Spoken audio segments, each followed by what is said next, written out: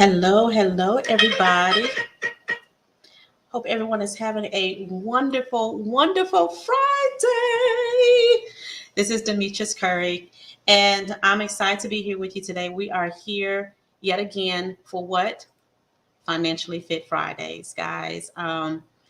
Today, I want to talk to you about a few things, but before I get started, if you give me just a moment, I want to go live on Instagram as well. I want to make sure that we're set up properly there. And want to talk to you about something that's very important that people have been asking about this week. We did topics of the week on our Financially Fit Fridays. Okay. And one thing that has been brewing is what do we do about gathering cash flows in your business, right? Gathering cash flows in your business. I'm going to adjust this just a tad bit if you don't mind. Adjust this just a tad bit, and then we're going to actually go live. Hold 1 second. We are going to go from here. There you go. All right. So thank you guys for your patience. I wanted to make sure that we had you set up properly. Okay. And what do we do about getting money into our business?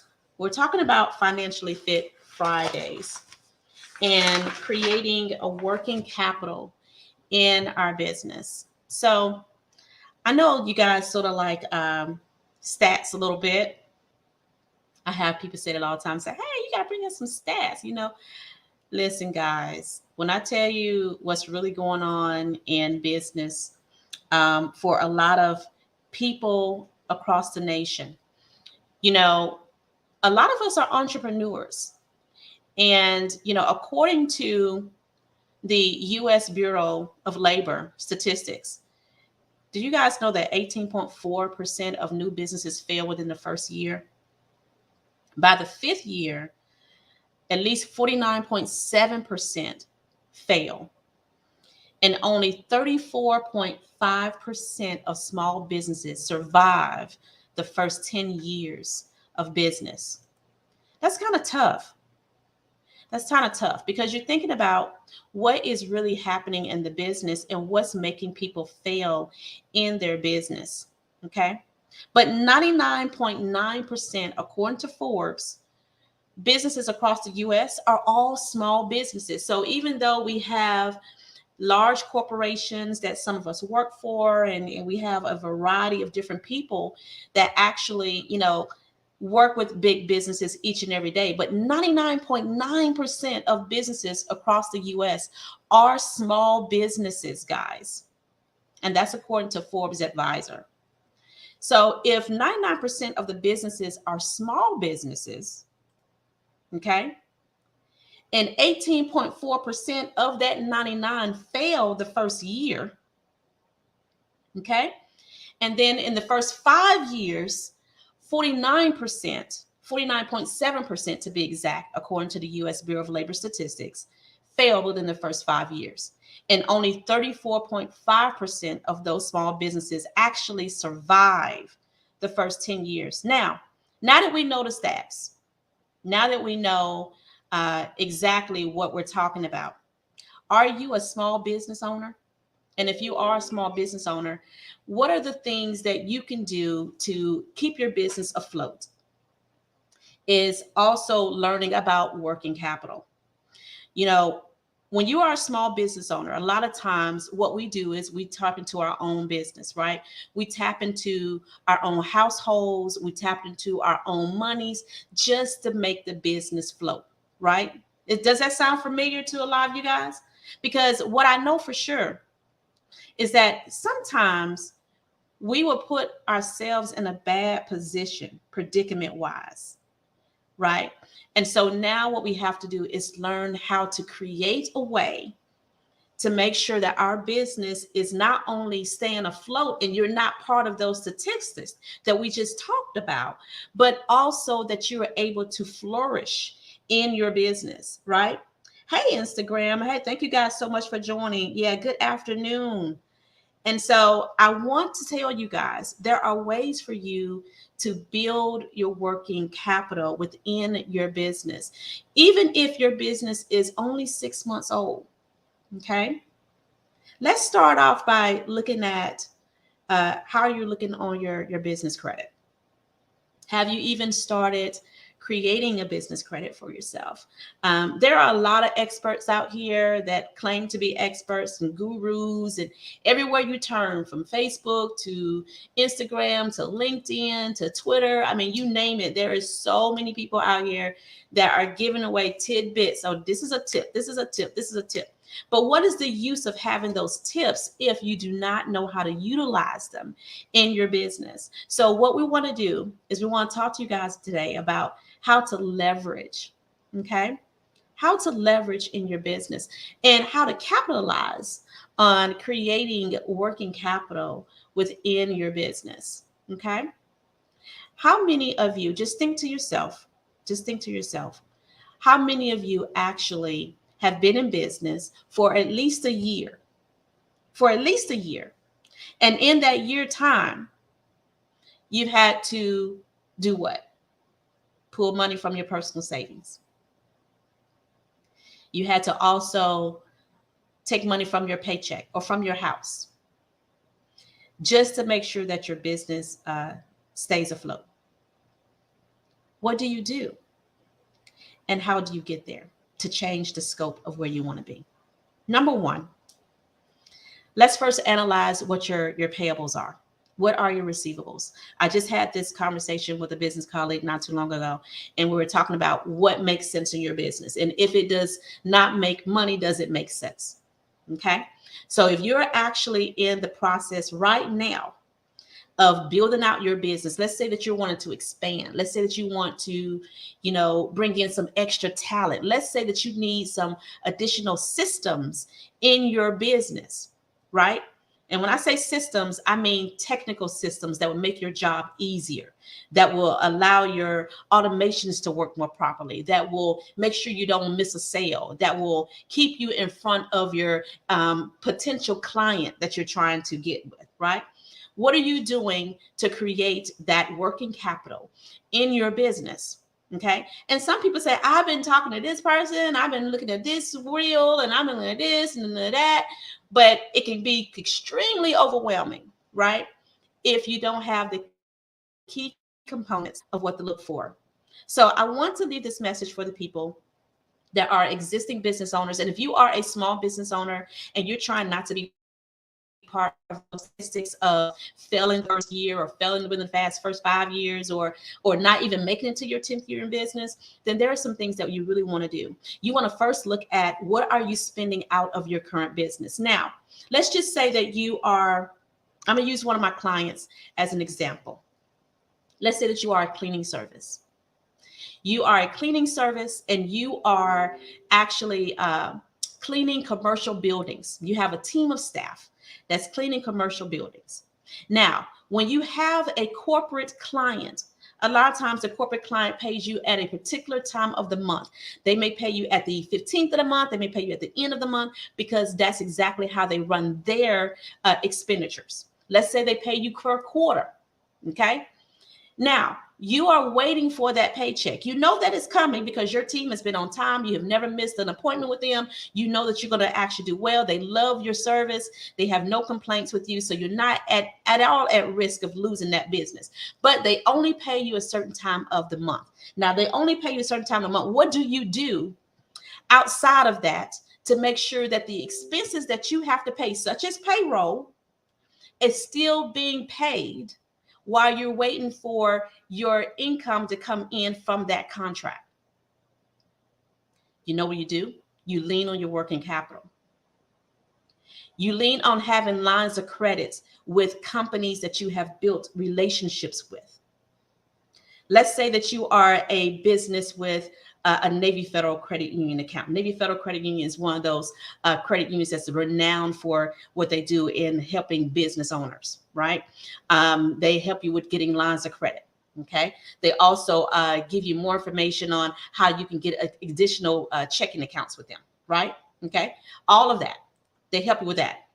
And if that is the case, then you want to make sure you build a relationship with the same company, same credit union that you've been letting them get your payroll or letting them use your checking account or your savings account. Look at the companies that you have your business with.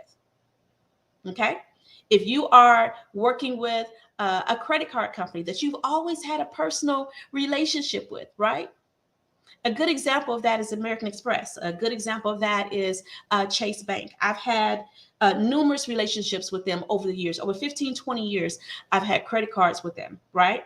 When I got ready to actually get into my business, what did I do? I reached out to the same companies that have been doing what? Holding my money, holding my savings accounts, holding my checking accounts.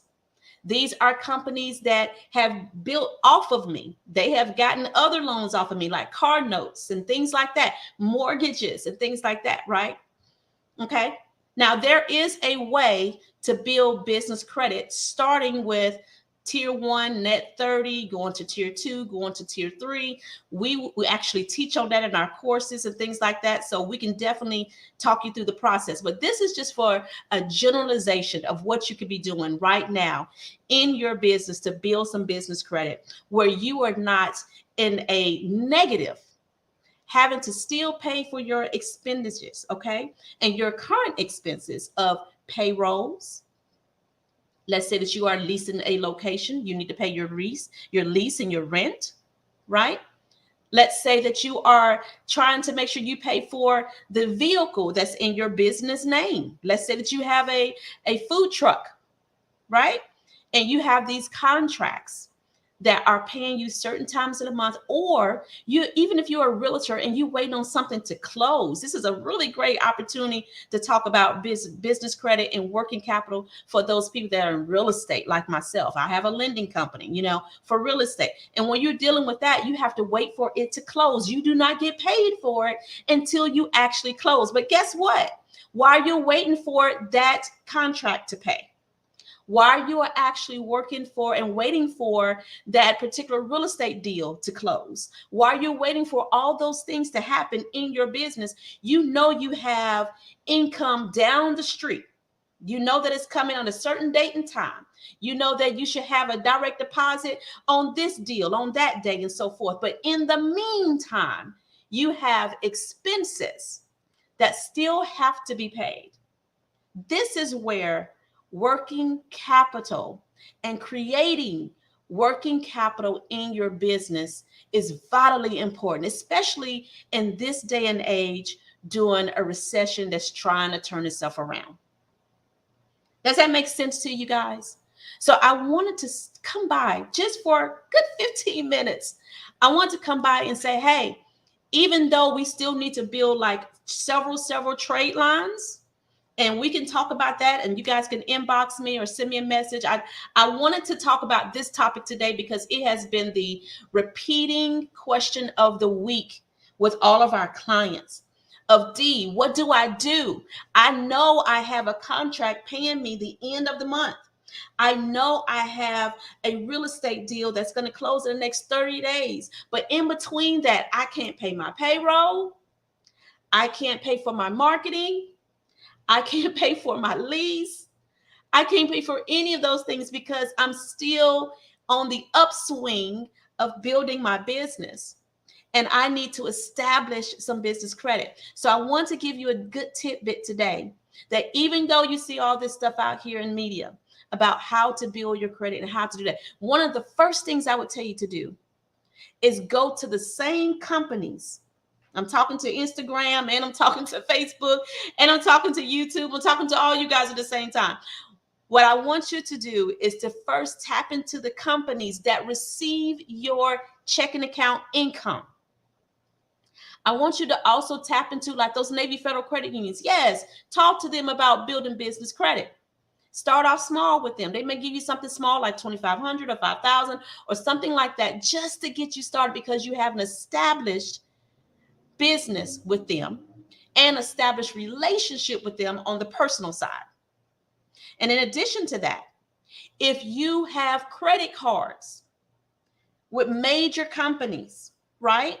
Like Chase, for instance, or American Express, for instance, and I'm not advertising any particular merchant, just, I don't have no ties to them.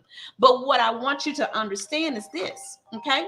That sometimes your relationship that you have with these institutions and these companies, they last a lifetime, okay? One of the things that I did personally, and I'm going to let you guys go, but one of the things I did personally is when I got ready to build business credit, I didn't go through the whole process of net 30 and tier 2 and tier 3. You know why? Because I had 15 years of relationship with other credit card companies that I've paid on time and I didn't have any late fees for. And they went back and said, you know what? You've been with us for 15, 20 years. You've always had great credit with us. You've never been late. Yeah, we'll give you a $25,000 line. Yeah, we'll give you a $50,000 line because you've had a relationship with them and they have been in your pocket for 20 years making payments on credit cards. Okay? So there is a way for you to start working on getting some working capital in your business day one by tapping into the same companies that have been in your pocket for years. Credit card companies and basic credit unions and things of that nature that have been in your pocket for years. Don't forget that your dollar is important and that your relationship that you have built with these institutions is important. And if they do not value what you've brought to the table and you've actually been with them without any problems with payments, without any late fees, without any of that stuff, if they say, oh no, it's, you're too young, you haven't had a business, but you've been with them for all this time and you've been paying them interest after interest on credit cards, that you need to keep in mind when it comes later, when it's time for you to go ahead and go to another institution, still going to do your net 30. You're still going to do your tier 1 process of starting off with like small different things like gas cards and possibly, maybe some retail stores. Those are the net 30s. You're still going to go through that because you need as many trade lines as possible. But what I'm telling you today is that if you're in a position right now and you have a relationship with all these people, I want you to start there. I want you to give them a call and say, you know what? I've been with you for 20 years. And I just started a new business a year ago. And I could use some working capital. All my formation paperwork is on tag. Everything looks real good. My credit score is pretty decent. Can you give me a line of credit for my business? And as I grow, I come back to you for even more. I want you to start there. Because now is a time for you to utilize and leverage your relationships, leverage what you can do with that money. You can pay yourself from that leverage. You can actually pay the things that you need to pay on payroll from that leverage until you get that payout from that contract that you're waiting on.